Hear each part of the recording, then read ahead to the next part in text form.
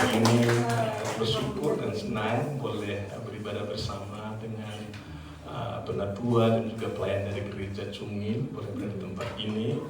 Mereka memperhatikan, mendukung dalam doa, ya, kira-kira mereka juga mengingatkan kita walaupun kita berbeda suku, berbeda bangsa, tapi kita bersatu di dalam kasih Tuhan. Ya, terima kasih untuk kehadirannya, untuk pujian khusus yang sangat memberkati, untuk dukungan doanya, bahkan juga untuk berkat yang sudah dibawa hari ini. Saya tadi di dapur sudah lihat di meja ada banyak sepertinya makanan ya.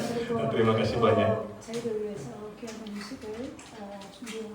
Baik Bapak Ibu Saudara dikasih Tuhan, saya mau menyampaikan firman Tuhan hari ini dari kitab Injil Lukas pasal 18 ayat 1 sampai ayat yang ke-8. Judulnya perumpamaan tentang hakim yang tak benar. Lukas pasal 18 ayat 1 sampai ayat yang ke-8. Ya, baik, kita akan baca secara bergantian. Saya akan baca ayat-ayat yang bernomor ganjil, Bapak Ibu Saudara, ayat-ayat yang bernomor genap. Ayat 1, Yesus mengatakan suatu perumpamaan kepada mereka untuk menegaskan bahwa mereka harus selalu berdoa dengan tidak jemu-jemu. Ayat 2, Bapak Ibu, silakan.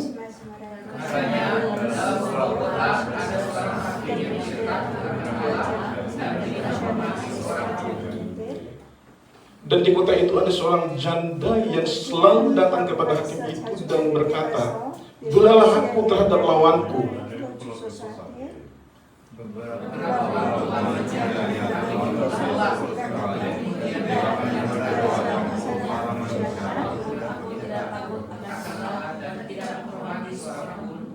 Namun karena janda ini menyusahkan aku, baiklah aku membenarkan dia, supaya jangan terus saja ia datang dan akhirnya menyerang aku.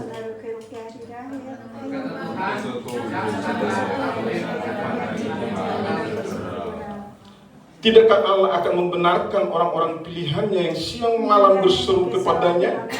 Dan adakah ia mengulur waktu sebelum menolong mereka? Aku berkata kepadamu, ia akan segera mendengarkan mereka. Pasti akan manusia datang dan ia mendapat iman. Ya, demikian pembacaan firman Tuhan untuk kita sore hari ini. Bapak Ibu Saudara yang dikasihi Tuhan, apakah saudara pernah berdoa mungkin itu untuk keluarga, untuk pelayanan, untuk pekerjaan, untuk masa depan, tetapi sepertinya doa saudara seperti tidak ada jawaban. Ya. Saudara mungkin bertanya, apakah Tuhan mendengar doa? Saudara, menunggu itu adalah salah satu hal yang sangat sulit di dalam kehidupan rohani kita sebagai orang Kristen. Banyak orang bisa beriman saat berkat atau jawaban doa datang dengan cepat, tetapi tidak banyak orang bisa setia beriman ketika jawaban seolah tertunda. Ya. Disinilah iman kita Bapak Ibu Saudara yang dikasihi Tuhan diuji, yaitu di ruang tunggu Allah. Dan Yesus tahu, ya, bahwa murid-muridnya dan kita hari ini juga akan menghadapi masa-masa penantian. Karena itu Yesus menyampaikan perumpamaan ini tentang seorang janda dan seorang hakim yang tidak takut akan Allah dan tidak menghormati manusia. Yesus tahu bahwa bahkan orang percaya pun bisa merasa lelah. Bahkan orang yang mengasihi Tuhan pun bisa merasa jenuh ketika langit tampak tertutup dan kita merasa letih. Nah, kisah ini Bapak Ibu Saudara tentang iman yang tidak mudah menyerah, iman yang terus mengetuk, terus berharap dan terus berdoa. Ini yang kita pelajari Bapak Ibu Saudara melalui bagian firman Tuhan hari ini. Nah, apa yang menolong kita untuk kita bisa tekun berdoa bahkan ketika doa itu sepertinya belum datang jawaban? Saudara, yang pertama perlu kita pelajari sehingga kita boleh tetap tekun di dalam doa kita walaupun jawaban doa kita sepertinya belum datang, sepertinya belum terlihat, adalah yang pertama, percaya bahwa Tuhan berkuasa mendengarkan doa kita. Dalam firman Tuhan hari ini dijelaskan ada seorang janda dia datang kepada hakim, dan Yesus di sini kita melihat membuka perumpamaan ini dengan tujuan yang jelas. Dia satu, dikatakan di sini Yesus mengatakan suatu perumpamaan kepada mereka untuk menegaskan bahwa mereka harus selalu berdoa dengan tidak jemu-jemu. Jadi dia satu ini Yesus memberikan perumpamaan sekaligus sudah langsung menjelaskan jawabannya di sini. Tujuan daripada perumpamaan ini untuk menegaskan bahwa mereka harus berdoa dengan tidak jemu-jemu. Ya. Nah, janda ini Yesus katakan atau jelaskan dalam perumpamaannya datang kepada seorang hakim yang lalim dan tidak takut atau tidak menghormati manusia. Ya. Dan janda ini tekun datang kepada hakim ini.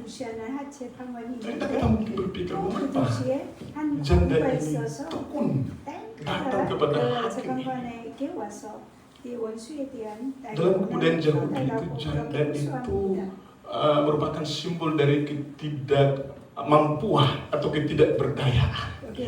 Jadi janda ini tidak punya suami, tidak punya uang, tidak punya koneksi, dan satu-satunya hal yang dia tahu bisa menolong dia adalah hakim ini. Tidak ada yang bisa menolong dia selain hakim ini. Karena itu dia terus tekun datang kepada hakim ini, karena satu-satunya yang dia tahu yang bisa menolong dia tentang perkara yang atau masalah yang dia hadapi adalah hakim ini.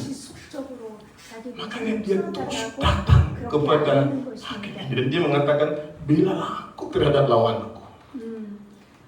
Saudara, di dalam kehidupan kita juga ada ketika kita mengerti bahwa satu-satunya sumber pertolongan kita itu datang daripada Tuhan. Ini akan menolong kita untuk tekun berdoa. Karena kita tahu hanya Tuhan yang berkuasa menolong kita. Khususnya di perantauan ini kita tentu banyak mengalami masalah, pergumulan ya di dalam khususnya pekerjaan. Ya. Mungkin saudara sudah bekerja keras, tetapi mungkin saudara mengalami perlakuan tidak adil. Beberapa minggu yang lalu saya berbicara dengan salah satu jemaat di tempat ini, ya, dia bercerita tentang kondisi yang dihadapi di tempat kerjanya. Dia mengatakan kepada saya, dia sudah bekerja dengan sungguh-sungguh, dengan rajin, dengan tekun. Tetapi tanggapan dari atasannya itu membuat dia sangat susah hati. Dia disalahkan, aku dia lakukan walaupun sudah tekun, dia disalahkan, sepertinya disalahkan terus, gitu ya. Sepertinya dia merasa atasannya ini meluapkan amarahnya kepada dia atas kesalahan orang lain ya. Seperti itu. Dan saudara bisa bayangkan ya, ketika saya mendengar juga cerita teman ini, hati saya juga susah. Dan saya juga tidak bisa membantu, sangat terbatas. Saudara mungkin juga mengalami hal-hal yang mirip di dalam kehidupan baru saudara, mungkin mengalami perlakuan yang tidak adil. Saudara di perantauan merasa kesepian ya, dan hal yang lain. Nah, saudara di tengah seperti ini membawa kita kembali dalam doa sungguh-sungguh yang mengajar kita bahwa satu-satunya sumber pertolongan kita yang berkuasa menolong kita adalah Tuhan sendiri. Hanya Tuhan yang berkuasa menolong kita. Manusia sangat terbatas. Manusia mudah berubah. Hanya Tuhan berkuasa menolong kita. Karena itu, ya, ini mendorong kita, menolong kita untuk kita tekun di dalam doa, karena kita tahu sumber pertolongan kita yang sejati itu hanya Tuhan. Dan yang kedua saudara yang kita belajar atau menolong kita untuk bisa tekun di dalam doa itu adalah Tuhan bukan hanya berkuasa menolong kita, tetapi rindu atau mau menolong kita. Berbeda ya, satu sisi Tuhan berkuasa, tapi dia tidak mau, kan beda ya. Ada orang yang berkuasa membantu kita, mungkin orang-orang yang kaya, orang hebat, tapi kalau dia tidak membantu kita kan gak ada gunanya juga gitu ya. Tapi Tuhan, dia berkuasa menolong kita, dan yang kedua bukan dia berkuasa, dia mau dan rindu menolong kita. Saudara yang menarik dalam ayat ini, janda ini terus datang kepada hakim ini. Tekun datang kepada hakim ini. Dan dijelaskan ya di dalam ayat 4, beberapa waktu lamanya hakim itu menolak, tetapi kemudian ia berkata dalam hatinya, walaupun aku tidak takut akan Allah dan tidak menghormati seorang pun, namun karena janda ini menyusahkan aku, baiklah aku membenarkan dia, supaya jangan terus saja ia datang dan akhirnya menyerang aku. Apa yang membuat hakim ini akhirnya mendengarkan atau menanggapi kasus daripada janda ini, bukan karena hatinya berubah jadi baik, bukan. Dia lalu dia katakan aku tidak takut akan Allah dan tidak menghormati siapapun. Alasan dia mau menolong atau menanggapi masalah janda ini adalah kan dia katakan supaya jangan janda ini terus menyusahkan. Itu alasan dia, bukan karena dia baik, ya. Bukan karena dia adil, tapi karena dia merasa disusahkan. Ya. Dia katakan jangan janda ini nanti datang menyerang. Nah, di sini Bapak Ibu Saudara, Yesus mengontraskan hakim ini dengan Allah, bukan menyamakan, tetapi membandingkan, mengkontraskan. Jadi semua di sini kontras yang tajam, perbandingan yang tajam antara hakim ini dan Allah. Ya. Yesus katakan dia 6, kata Tuhan, camkanlah apa yang dikatakan hakim yang lalim itu.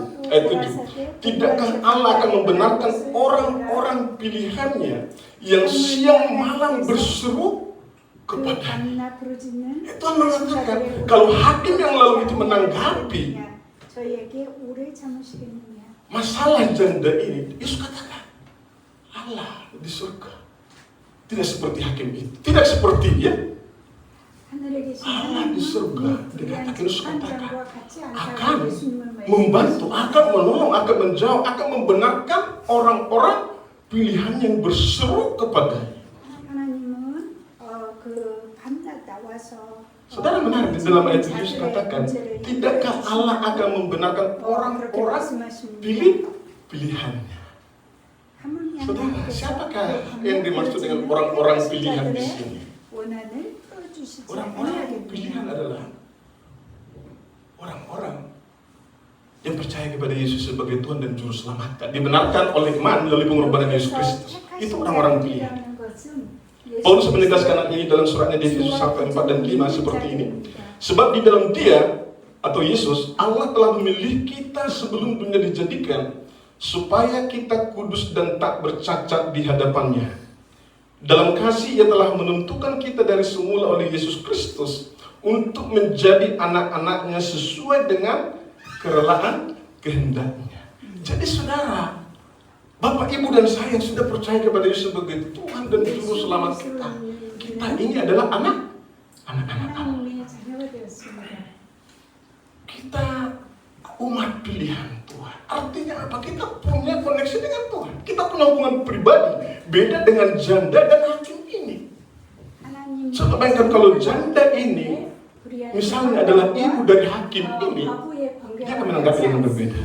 Dia akan menanggapi dengan sungguh-sungguh kasus ini ketika ibunya yang janda yang datang kepada dia. Saudara, kita berbeda dengan janda yang datang kepada hakim ini. Janda dan hakim ini tidak ada hubungan, ya. Kita dan Allah punya hubungan. Dia adalah Bapa kita. Allah yang punya alam semesta, Allah yang berkuasa segala-galanya adalah Bapa kita. Kita punya hubungan pribadi. Tadi pujian yang kita dinyanyikan oleh Bapak Ibu dari Gereja Sungguh sangat memberkati. Tadi nyanyikan salah satu bagian dari ayat tadi dikatakan, Bapa kau Raja atas semesta. Ku tenang sebab kau adalah Allahku. Saudara, ini luar biasa. Allah dikatakan, ya, dia berkuasa atas alam semesta, dan Allah itu adalah dikatakan tadi Bapa kita. Bapa kau Raja, yang berkuasa sebab engkau Allah. Saudara, kalau kita meresapi kata-kata dari lagu itu, bisa benar-benar membuat kita tenang, ya. Karena kita tahu Allah yang berkuasa atas alam semesta, kita punya hubungan pribadi dengan Dia. Kita bisa memanggil Dia Bapa. Dan karena Dia Bapa kita, tentu sebagai Bapa yang baik akan mendengarkan anak-anaknya ketika anak-anaknya berseru kepada Dia. Amin. Iya. Adalah Bapa kita. Saudara, ini luar biasa. Ini yang mendorong kita untuk kita boleh tekun berdoa. Karena kita tahu, kita mengenal siapa Dia, kepadanya kita berdoa. Ya, Dia adalah Bapa kita. Dan hal yang ketiga yang mendorong kita untuk tekun berdoa, tetap berdoa adalah percaya bahwa Tuhan mendengar doa kita sesuai waktunya. Bagian ayat 7 terakhir, Yesus mengatakan, dan adakah Ia mengulur-ulur waktu sebelum menolong mereka, menolong umat pilihannya, menolong anak-anaknya yang berseru kepada Yesus, menyampaikan, melontarkan pertanyaan, adakah dia mengulur waktu? Jawabannya adalah tidak, ya kan? Allah, Bapa kita tidak pernah mengulur waktu untuk menolong kita. Tetapi penting juga kita mengerti bahwa Tuhan terkadang bahkan sering menjawab doa kita bukan seperti waktu kita. Kalau kita kan maunya cepat-cepat, ya kan? Tuhan dengarkan doa kita, oh Tuhan aku ada masalah, tolong cepat selesaikan. Tapi terkadang bahkan seringkali Tuhan tidak mendengarkan atau menjawab doa kita sesuai dengan waktu kita, tetapi sesuai dengan waktu Tuhan. Nah inilah penantian ini yang tidak mudah, walaupun kita menyebut Allah itu Bapa, ketika doa kita tidak langsung dijawab oleh Tuhan. Tetapi kita perlu percaya bahwa Tuhan mendengarkan setiap doa. George Muller yang melayani anak yatim piatu, ribuan orang anak yatim piatu, dia pernah berdoa untuk 5 orang temannya agar percaya kepada Yesus. Yang pertama percaya setelah 5 tahun, yang kedua percaya kepada Yesus setelah 10 tahun, yang ketiga percaya kepada Yesus setelah 25 tahun dia berdoa, yang keempat percaya kepada Yesus setelah 40 tahun, yang kelima percaya kepada Yesus setelah dia meninggal. Artinya Tuhan mendengar semua doanya. 5-5-nya percaya kepada Yesus, walaupun waktunya berbeda-beda. Tapi intinya Tuhan mendengarkan doa dia. 5-5-nya temannya yang dia doakan semuanya percaya kepada Yesus sesuai dengan waktu Tuhan. Nah tantangannya adalah Bapak Ibu Saudara bagi orang percaya. Ketika kita berdoa Tuhan tidak langsung menjawab, apakah kita akan tetap percaya kepada Tuhan, beriman kepada Tuhan bahwa Dia akan mendengarkan doa kita sesuai dengan cara dan waktu Tuhan.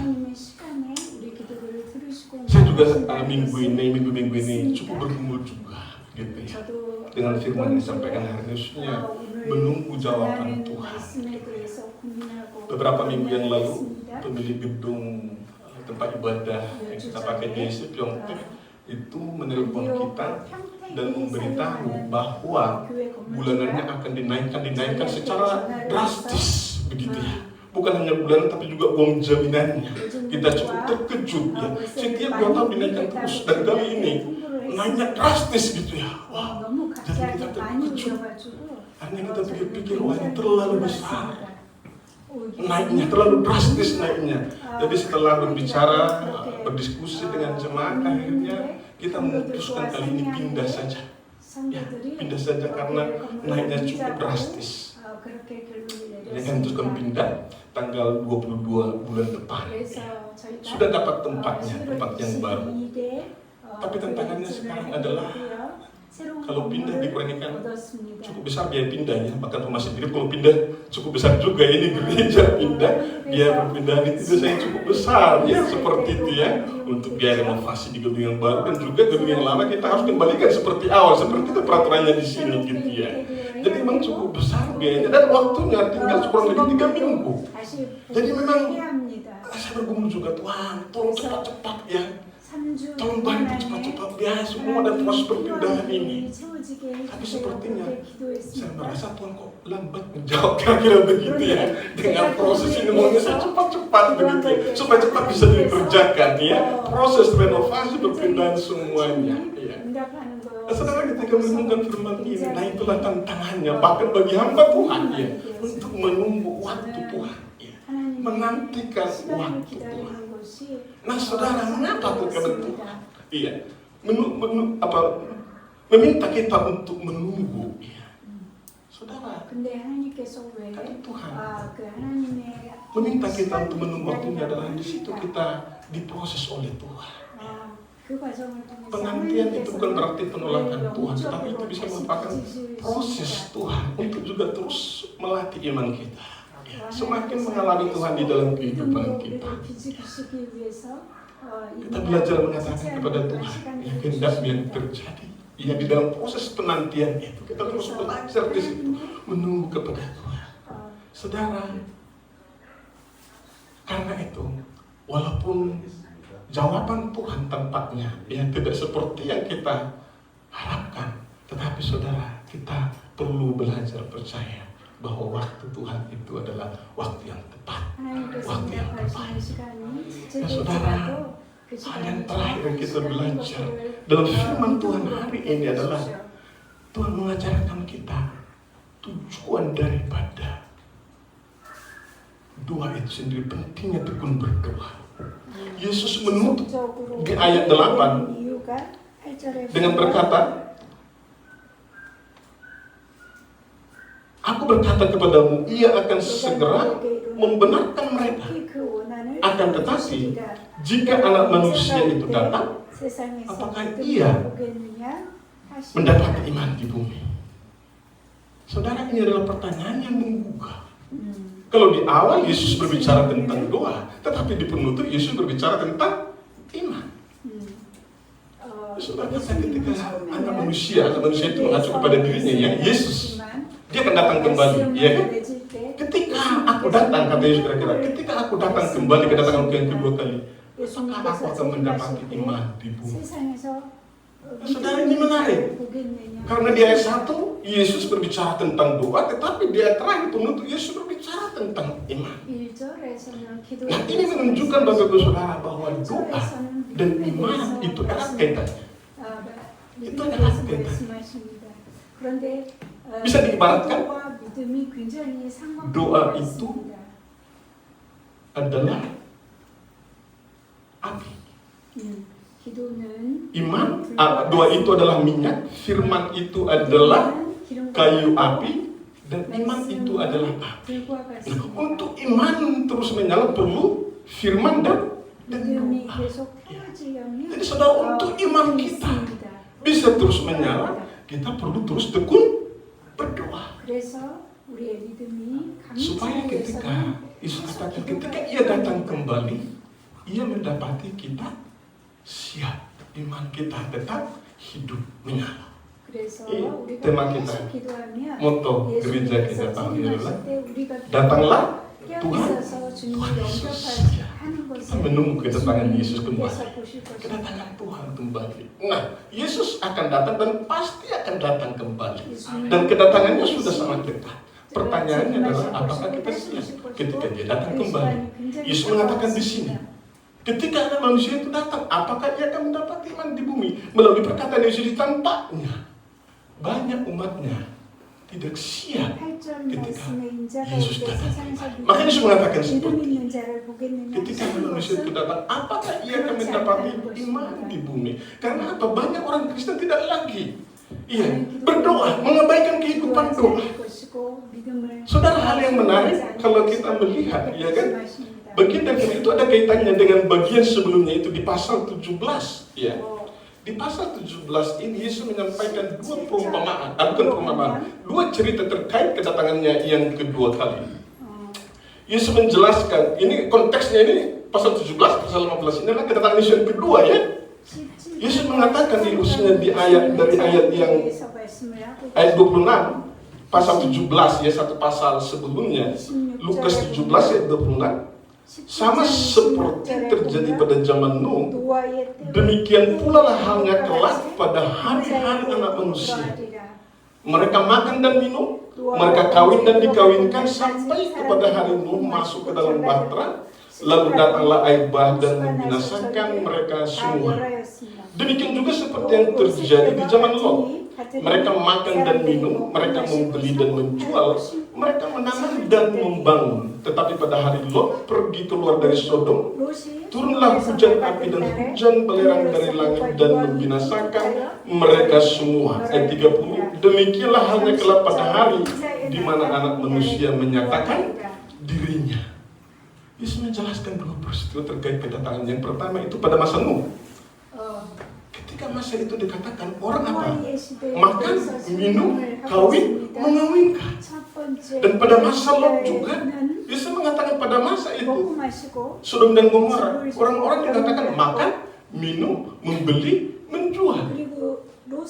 Artinya, orang-orang pada masa itu sibuk melakukan apa? Kegiatan sehari-hari. Aktivitas sehari-hari, makan, minum, ya kan? Kawin, mengawinkan, menjual, membeli. Itu kan kegiatan sehari-hari. Nah, yang menarik Menarik saudara, ketika Yesus menyinggung Sodom dan Gomora, Yesus tidak menyebutkan dosa kota ini yang sudah kita tahu yaitu dosa seksual ya. Ini sangat terkenal ya kan, itu yang kita tahu dengan dosa sodomi gitu ya. Tapi di sini Yesus tidak menyinggung tentang dosa kota Sodom dan Gomora ini. Rasa Yesus hanya menyatakan orang-orang pada masa itu makan, minum, membeli, menjual. Sampai pada masa apa? Tuhan membinasakan kota itu. Demikian halnya pada saat kedatangan Tuhan yang kedua kali. Artinya apa? Pada masa itu orang sibuk ya, fokus untuk melakukan kegiatan atau aktivitas sehari-hari. Bapak Ibu Saudara, tidak ada yang salah dalam melakukan aktivitas sehari-hari ya. Bekerja, harus bekerja, ya kan? Kita harus bekerja. Paulus sendiri mengatakan kalau seorang tidak bekerja janganlah ia makan, ya kan? Artinya apa? Kita harus bekerja. Sebagai orang percaya, kita tidak boleh hanya menunggu kedatangan Tuhan. Kita harus bekerja. Bekerja dengan sungguh-sungguh, bekerja dengan rajin, bekerja dengan setia. Tetapi saudara, bukan itu tujuan utama hidup. Itu yang Yesus mau tekankan di sini. Kalau itu hanya kegiatan sehari-hari menjadi tujuan utama di hidup kita, kita akan menjadi orang-orang seperti pada masa Nuh dan pada masa Lot, Sodom dan Gomora. Hanya fokus kehidupan sehari-hari, tetapi mengabaikan kehidupan hubungan pribadi dengan Tuhan, kehidupan rohani. Sehingga ketika Yesus datang, tidak ada lagi hubungan pribadi dengan Tuhan, tidak ada doa dengan Tuhan. Hanya apa? Fokus dengan kehidupan sehari-hari. Nah ini bahayanya Bapak Ibu Saudara, ketika hidup kita hanya fokus dengan kegiatan sehari-hari dan mengabaikan hubungan pribadi dengan Tuhan, kehidupan doa kita. Dan ini yang ditekankan oleh Yesus di sini. Ya, mengapa kita harus tekun berdoa? Baik keadaan kita menghadapi masalah, kita menghadapi pergumulan, ataupun keadaan kita berjalan lancar-lancar saja, kita harus tekun. Ini yang Yesus ajarkan di sini.